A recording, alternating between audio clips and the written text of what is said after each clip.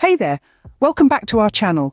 Today we're delving into the fascinating world of cognitive biases and the thinking errors that often lead us astray.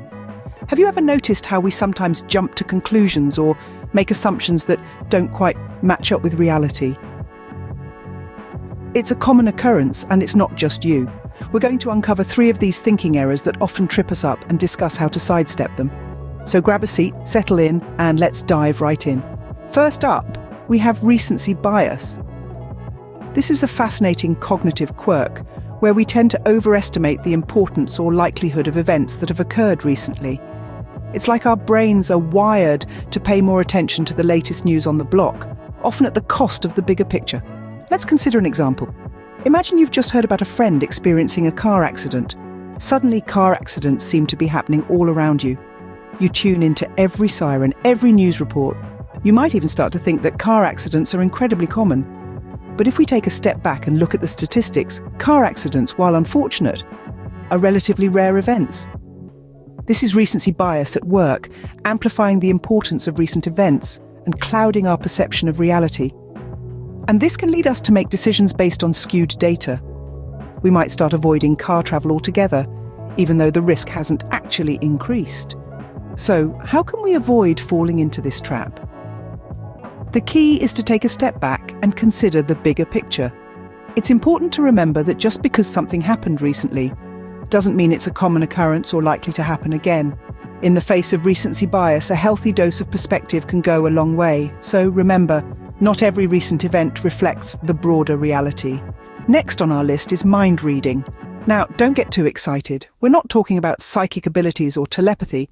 Mind reading, as it relates to cognitive biases, is when we presume to know what others are thinking or feeling without any concrete evidence.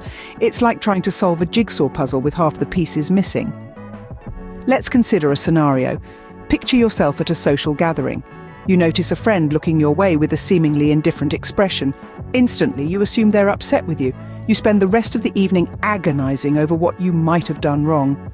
Sound familiar? That, my friends, is mind reading at its finest. While it's natural to try and discern others' thoughts or intentions, this cognitive shortcut often leads us down a path of misunderstanding and needless conflict. Why? Because our assumptions are not always accurate.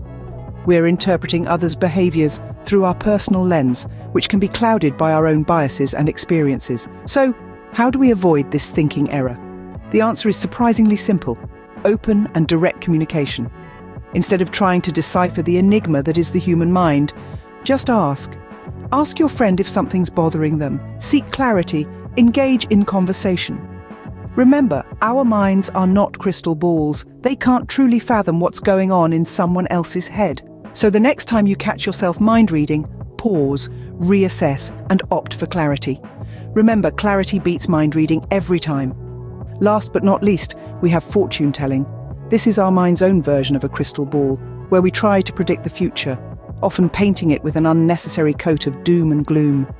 It's like standing at the edge of a cliff, envisioning every possible way you could slip and fall, instead of admiring the breathtaking view. For instance, imagine you have a job interview lined up. Instead of focusing on preparing your answers or researching the company, you're stuck in a loop of what-ifs.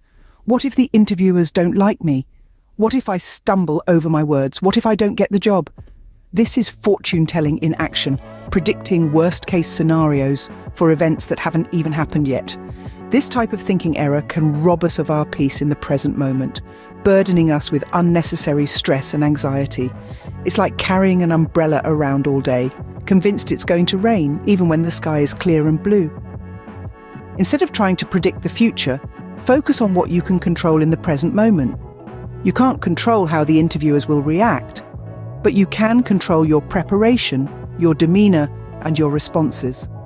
Concentrate on these aspects and leave the future to unfold as it will. Remember, preparation and proactive measures are far more productive than fretting over imaginary outcomes. And there you have it, folks. 3 common thinking errors and strategies to avoid them.